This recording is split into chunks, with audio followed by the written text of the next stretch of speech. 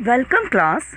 Today we are going to start chapter 1, the third level from your VISTAS book. Story is written by Walter Braden Jack Finney, who was the American author. His best known works are science fictions and thrillers, including The Body Snatchers and Time and Again like books. Now let's know about the story. The third level is a story about the harsh realities of the modern world. Here, a man named Charlie hallucinates and reaches the third level of the Grand Central, which only has two levels in the real world. Before starting this chapter, I want to ask you a simple question.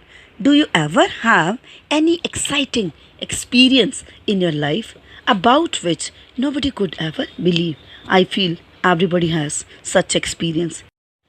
In the story, you are going to meet a 31-year-old American named Charlie who experienced something weird and exciting.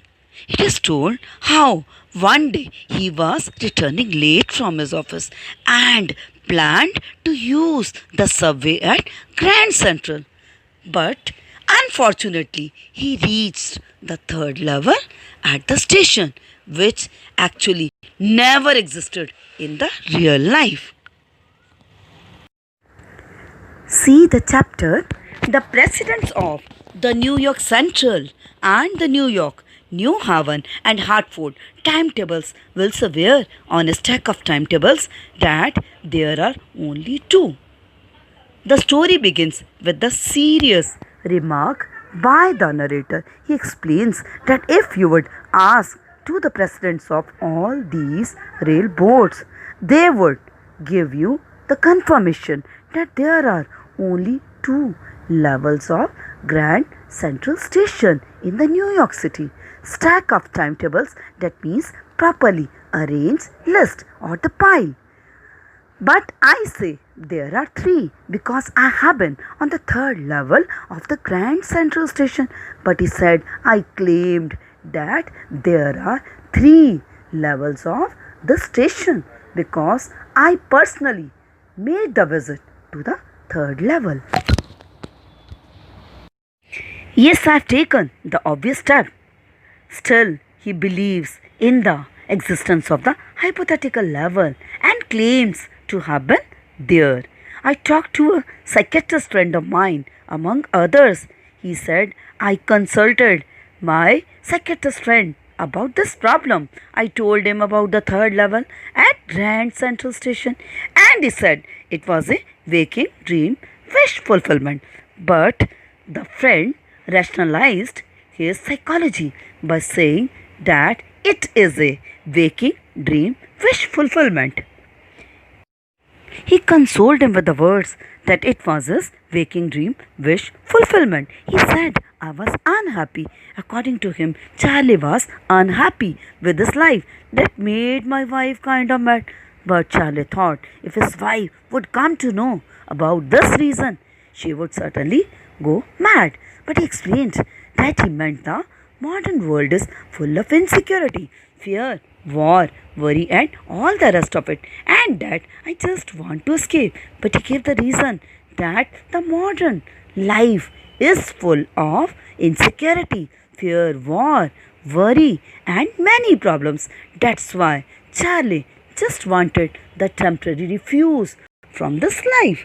Well, who doesn't? But Charlie says that everyone wants this relief, this escape from the life. Everybody I know wants to escape. He says everybody wants the same, but they don't want wander down into any third level at the Grand Central Station. But he claims everybody wishes the same, but nobody wander. Wander means to walk. But he said nobody wander and reach the third level like him at the Grand Central Station. But that is the reason, he said, and my friends all agreed. He says it is a burden of modern life that pushed Charlie to experience something that not existed in real life. Even all his friends agreed. Everything points to it. My stamp collecting, for example, that is a temporary refuge from reality. Even his hobby, like stamp collection, is the manifestation of his tendency to escape from reality. Well, maybe he agreed, but my grandfather didn't need any refuge from reality, but he asked how his grandfather could feel the need to escape from reality. Things were pretty nice and peaceful in his day. From all I hear, he informed that life was quite good and peaceful in his days. He started my collection. It is his grandfather who encouraged for the stamp collection. It is a nice collection too. Blocks of 4 of practically every US issue. First day covers and so on. Now Charlie started now praising about the collection of his grandfather. President Roosevelt collected stamps too. He informed even their honorable US President. He also had the hobby of stamp collection. Does he also want to escape from the reality? From here, Charlie starts narrating about his experience at the Grand Central. One night, last summer, I worked late at the office. I was in a hurry to get uptown to my apartment. Uptown is the area that is away from the central point. So he says he was in a hurry to get back to his home after his late night shift. So I decided to take the subway from the Grand Central. So he decided to take the subway train to reach his home because it is faster than bus. Because this train, it moves faster than the bus route.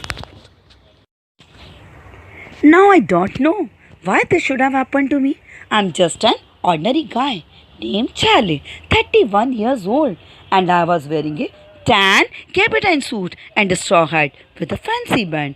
Tan is a yellowish brown color, and gabardine, it is a sort of strong fabric. Here he explains he didn't know the reason of his visit. He says that he himself is an ordinary man of 31 years age, and he was dressed that day in the tan gabardine suit and with a straw hat over his head that had the fancy strip over it. Next he explains how he was in the normal state of mind and not wanting to escape anywhere. So see the line, I passed a dozen men who looked just like me. He explains that how he observed the dozen number of the people. They crossed him and they were looking similar. And I was not trying to escape from anything. I just wanted to get home to Louisa, my wife. He said, I didn't want to run away from anyone. I turned into Grand Central from Vanderbilt Avenue and went down the steps to the first level where you take trains like the 20th century. Now he starts explaining when he made the entry of Grand Central from Vanderbilt Avenue that day, then took the stairs to the first level from where one can board the trains of the 20th century. Then he walked down another flight to the second level. Then he moved to the another staircase which led him to the second level of the station where on this is from the second level all the suburban trains they leave to the other faraway stations. Ducked into the arched doorway. Ducked means to got down or lowered down into the arched doorway. He said it is the point from where when he entered into the curved doorway which was heading for the subway, so which had to head towards the subway and got lost. He said, here I lost my way. That is easy to do. If I had been in and out of the Grand Central hundreds of times, he said it was quite easy as I had used this passage more than 100 of times. He was quite familiar of all the ways, but all the time he got confused. But I am always bumping into the door, new doorways and stairs and corridors. He said all the time he run into the unfamiliar places of this subway. So here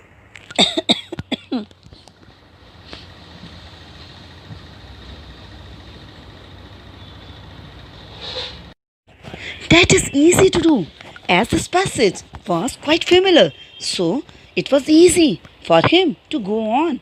I had been in and out of Grand Central hundred of times. He admitted he had used it more than hundred of times, but I'm always bumping into the new doorways and stairs and corridors. But all the time he run into the new places and the stairs and corridors of this passage. Now Charlie starts sharing his terrible experience of this underground passage. He says, once I got into a tunnel about a mile long and came out into the lobby of the Roosevelt Hotel. So once when he entered through a tunnel-like passage that was mile long and then he emerges out into the lobby, that means a big hall of some hotel. Another time I came up in the office building on 46th Street, 3 blocks away, and another time he came up into some office building that was quite away from his place.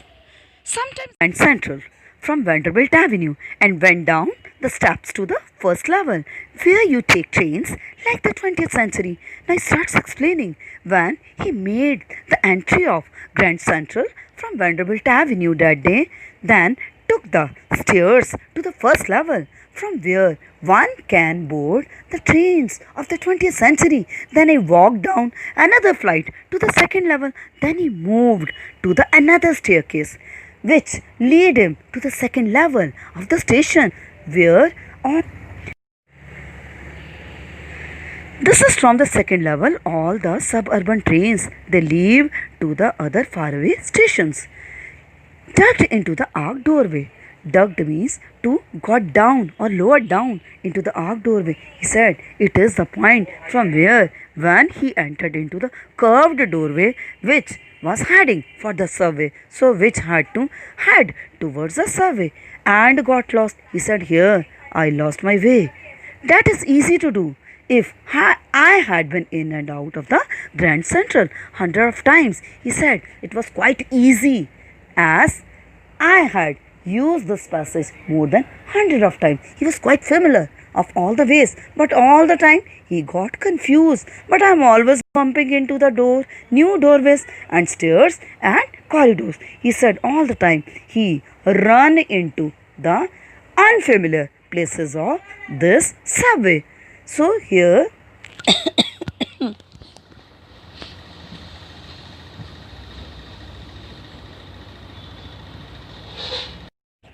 that is easy to do as this passage was quite familiar. So it was easy for him to go on.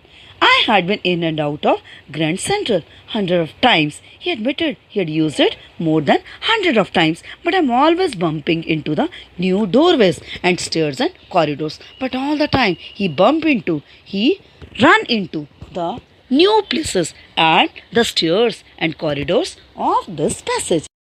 Now Charlie starts sharing his terrible experience of this underground passage. He says, once I got into a tunnel about a mile long and came out into the lobby of the Roosevelt Hotel. So once when he entered through a tunnel-like passage that was mile long and then he emerges out into the lobby, that means a big hall of some hotel. Another time I came up in the office building on 46th Street, 3 blocks away, and another time he came up into some office building that was quite away from his place. Sometimes I think Grand Central is growing like a tree, pushing out new corridors and staircases like the roots. Charlie starts wondering at the extension of Grand Central. He says it is growing like a tree. In every visit, it extended into the new corridors and the new staircases. There is probably a long tunnel that nobody knows about feeling its way under the city right now. He says, I feel nobody belonging to the New York City knows that under their feet there is There is probably a long tunnel that nobody knows about feeling its way under the city right now. He says, I feel that no New York City dwellers could feel a long secret passage is going under their feet on its way to Times Square and maybe another to Central Park. He said it can be under the Times Square area or it can go to the Central Park and maybe because for so many people and maybe because for so many people through the years, Grand Central has been an exit, a way of escape. He feels that this might be the reason for many people of New York to use this long secret passage to escape from the reality. And maybe that's how the tunnel I got into. He felt this might be the same reason for him to make entry and use this passage. But I never told my psychiatrist friend about that idea. But he said I never shared this information to my psychiatrist friend. The corridor I was in began angling left and slanting downward, and I thought that was wrong, but I kept on walking. Charlie understood that he entered into the wrong passage, which was showing the left turn and then sloping downward. I thought that was wrong. He understood it was the wrong way, but he continued walking. All I could hear was the empty sound of my own footsteps, and I didn't pass a soul. He said he was able to hear the echoing sound of his feet here, but he didn't find any human soul to be present or moving there. I heard the sort of hollow roar ahead that means open space and people talking. Then finally he heard the sound of the people talking from the distance into some open space. The tunnel turned sharp left. Now this passage take the left turn. I went down a short flight of stairs and came out on the third level at the Grand Central Station. Then he walked down through the short staircase and reached the third level at the Grand Central Station. For a moment, he felt he was back on the second level. The next moment, he found the space to be small in size. There were fewer ticket windows and train gates. He also found the ticket windows and train gates. They were less in number there. And the information booth in the center was wood and old looking. And he found the information of the center. It was also made of wood and looking old. And man in the booth wore a green eye shade and long black sleeve protectors, and he again was surprised to see that the man sitting at the booth, he was wearing the green eye protectors, and he was also wearing the long black sleeve protectors over his body. The lights were dim and sort of flickering. He found the lights to be very dim at the station. Then I saw why. He comes to know the reason. They were open flame gas lights because this was the light of the open lampshades over there. There were brass batons on the floor, and across the station a glint of light caught my eye. A man was pulling a gold watch from his vest pocket. Charlie found that there were lying many brass batons at the station, and then his eyes got the glimpse of a flashlight. Actually, a man was taking out his gold watch from his vest pocket. He snapped it open, glanced at the watch, and frowned. He opened it and looked at the time. He wore a derby hat, a black four-button suit with tiny lapels, and he had a big black handlebar mustache. He was surprised to see that man was dressed in old fashion. He was wearing the derby hat and a black four-button suit with the tiny folds at the front. He wore a derby hat, a black four-button suit with tiny lapels. He wore a derby hat, a black four-button suit with tiny lapels. Lapels are the front folds of the coat or jackets, and he had a big black handlebar mustache. Handlebar just like a curved upward. He wore a derby hat, a black four-button suit with tiny lapels. Lapels are the front folds of coat. He wore a derby hat, a black four-button suit with tiny lapels. Lapels are the front folds of the coat or jacket. He had a big black handlebar mustache. Handlebar stands for the curved upward. So this man, he was old-fashioned. This man, he wore a derby hat, a black four-button suit with tiny lapels. Lapels are the front folds of coat or jackets. And he had a big black handlebar mustache. Handlebar, that means the curved upward style. So this man, he was old-fashioned. Hare Ram.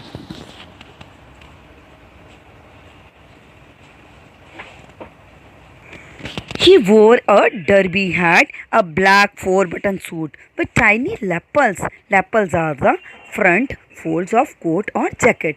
He had a big black handlebar mustache. Handlebar mustache, that is the curved upward mustache. So this man, he was dressed in the old-fashioned.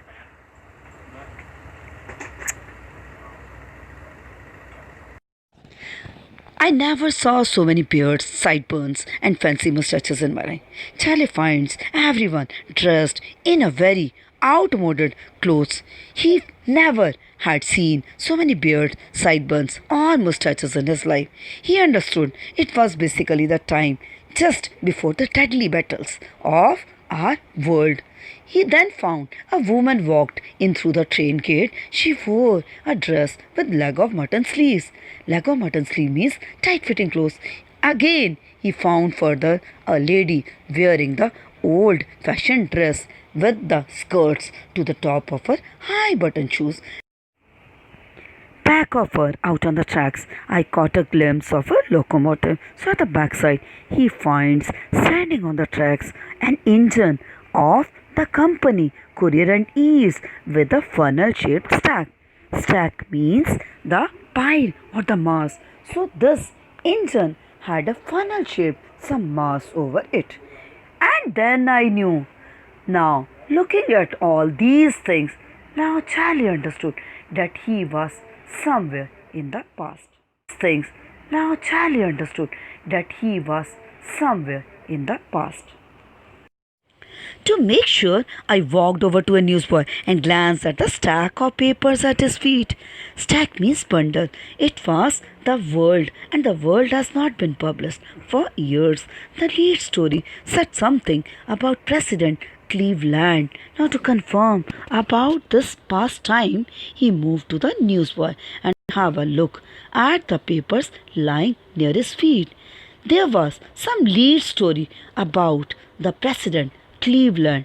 Now, Charlie remembered that this newspaper with the name The World had not published for many years. I found that front page since in the public library files, and it was printed June 11, 1894. I have found that front page since in the public library files, and it was printed June 11, 1894.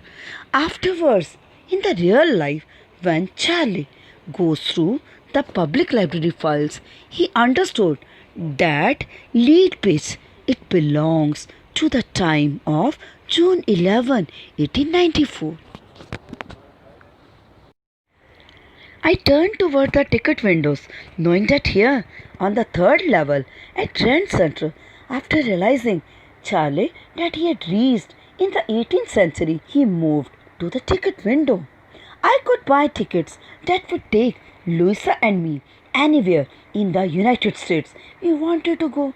Now, in the time of 18th century, now he thought to visit the most desiring place of his life, that is the Galesburg. So that's why he wanted 2 tickets to this place. He always wanted to visit this place with his wife Louisa. So he asked for 2 tickets. Have you ever been there? It's a wonderful town, still with the big old frame houses. He starts now, praising the charm and the beauty of this place. He says, really, it's a wonderful town, which still had the big old wooden houses, huge lawns, and tremendous trees. Tremendous, extremely good and green, whose branches meet overhead and roof of the streets. And the trees were so vast and big that they were covering all the roofs and the streets. And in 1894, summer evenings were twice as long and people sat out on their lawns. That means that in this time, the people have ample time to enjoy the beauty of the nature. So that's why they used to sit in their lawns. The men smoking cigars and talking quietly. The men used to smoke cigars and talk now freely with their friends. The women waving palm leaf fans with the fireflies all around. So there was the natural beauty spread over there in the city. In the peaceful world, to be back there with the First World War II, still 20 years off, and World War II, over 40 years in the future, I wanted 2 tickets for that. Now Charlie feels very proud to reach the time when the world has not undergone the 2 deadly world wars, and he felt blessed to belong to such calm. The clerk figured the fare. He glanced at my fancy headband, but he figured the fare, and I had enough for 2 coach tickets one way. But when I counted out the money and looked up, the clerk was staring at me.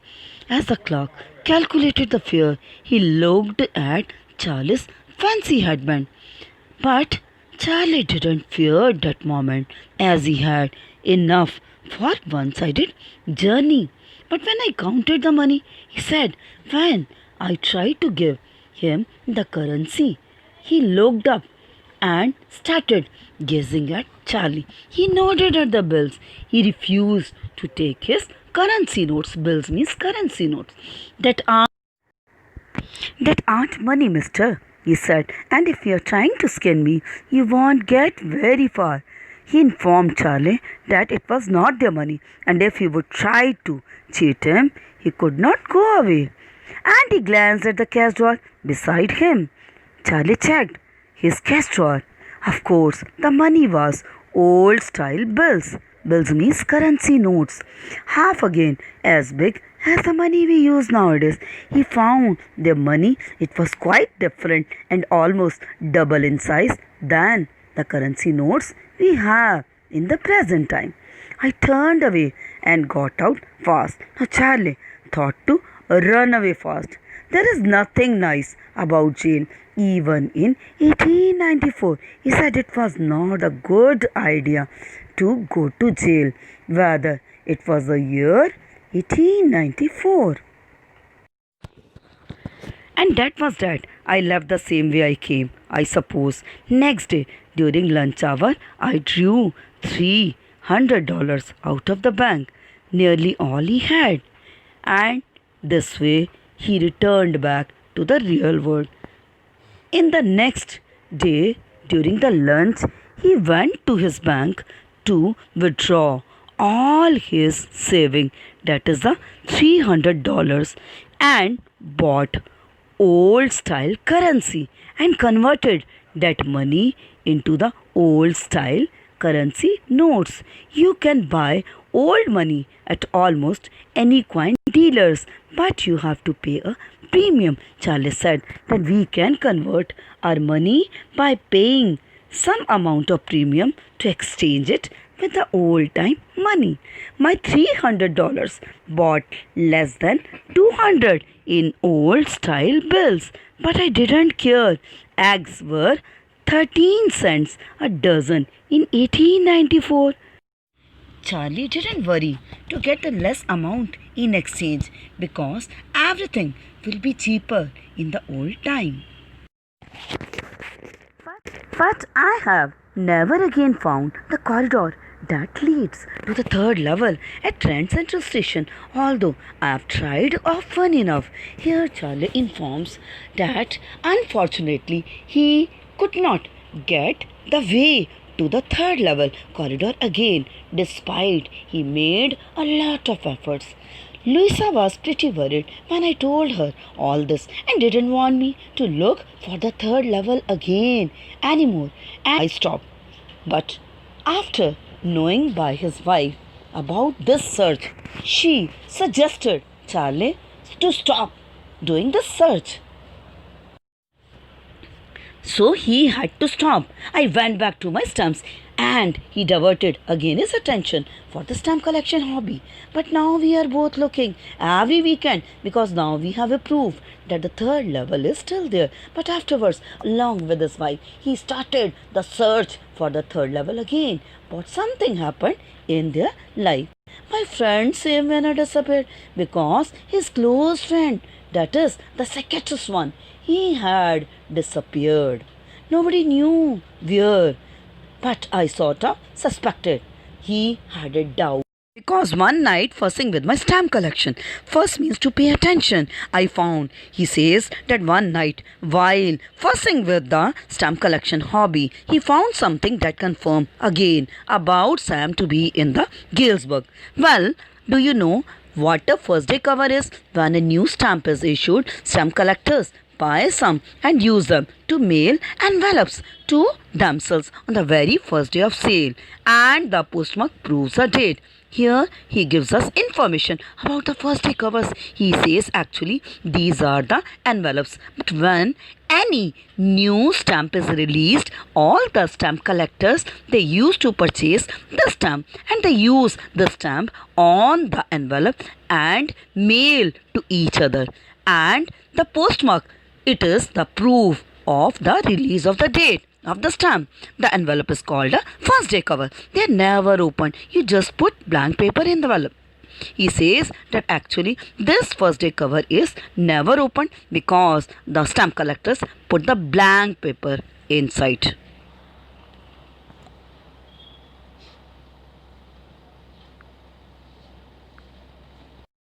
Charlie didn't worry to get the less amount in exchange because everything will be cheaper in the old time. But I have never again found the corridor that leads to the third level at Trent Central Station. Although I have tried often enough, here Charlie informs that unfortunately he could not get the way to the third level corridor again, despite he made a lot of efforts. Louisa was pretty worried when I told her all this and didn't want me to look for the third level again anymore. And I stopped. But after knowing by his wife about this search, she suggested Charlie to stop doing the search. So he had to stop. I went back to my stamps and he diverted again his attention for the stamp collection hobby. But now we are both looking every weekend because now we have a proof that the third level is still there. But afterwards, along with his wife, he started the search for the third level again. But something happened in their life. My friend same winner disappeared because his close friend, that is the second one, he had disappeared. Nobody knew where, but I sort of suspected he had a doubt. Because Sam is a city boy and I used to tell him about Galesburg. I went to school there and he always said he liked the sound of the place. Now Charlie remembers when he discussed the peacefulness and the charm of Galesburg with the city dweller. He used to like the atmosphere of the Galesburg city. So he was surely Sam would be definitely there in the 1894. That night, among my oldest first day covers, I found one that should not have been there, but there it was. It was there because someone had mailed it to my grandfather at his home in Galesburg. So he was very surprised to see that night that among his oldest collection of his grandfather, he found lying there one first day cover. It was mailed to his grandfather at his oldest address of the Galesburg city. That is what the address on the envelope said. So he read this address on that envelope, and it had been there since July 18, 1894. The postmark showed that, and from the postmark he was confirmed that this envelope it was posted on July 18, 1894. Yet I didn't remember it at all. So he didn't remember that how it had come to that place of his stamp collection, because he had never discovered this before. The stamp was a 6-cent dull brown with a picture of President Garfield. The stamp was a 6-cent dull brown with a picture of President Garfield. Charlie found that there was the picture of the 18th century US President Garfield on the stamp of the 6-cent of dull brown color. Naturally, when the envelope came to Granddad in the mail, it went right into his collection and stayed there. So he understood that when it was mailed to his grandfather in the olden time, so then it rightly come now in the collection of his grandfather. That was the present time. It out till I took it out and opened it. So he picked it and opened the letter. The paper inside was not blank. It read 941 Willard Street, Galesburg, Illinois, July 18, 1894. Charlie, I got to wishing that you were right. Then I got to believing you were right. And Charlie, it's true. I found the 3rd level. I have been here 2 weeks, and right now, down the street at the Dailies, someone is playing a piano, and they are all out on the front porch singing Sing Nellie Home, and I am invited over a lemonade. Come on back, Charlie and Louisa. Keep looking till you find the 3rd level. It's worth it. Believe me, the note is signed Sam. Charlie is quite surprised to see this letter signed by his lost friend. He read it. It was written by Sam that he had finally found the 3rd level and had been at Galesburg for the last 2 weeks. And that moment he was down the street at Dallas, and someone was playing on the piano, and the people here, they were all out on the front porches. They were all singing and enjoying the old songs like Sing Nellie Home. Sam was also invited for the lemonade. Sam asked Charlie and Louisa also to come here in the city of the Galesburg. Sam has assured Charlie and Louisa in the letter to keep looking for the 3rd level. It is really worth being. At the stamp and coin store I go to, I found out that Sam bought $800 worth of old style currency that ought to set him up in a nice little hay, feed and grain business. He always said that is what he really wished he could do, and he certainly cannot go back to his old business, not in Galesburg, Illinois. In 1894, his old business? Why, Sam was my psychiatrist. Finally, when Charlie visited the stamp and coin store, he is apprised of Sam's exchanging his $800 for the old currency bills. Now Charlie understood that Sam may have planned to establish a new business of hay, feed and grain in Galesburg City. All this made Charlie to rethink that why there was the need of the Sam to go into the past and start such a business of dry grass and the animal feed over there. The story ends up with the mysterious note by Charlie that made us think that why Sam, who is psychiatrist in the current life, he also wants the escape from this world, and like Charlie, he wants the temporary refuge from this world.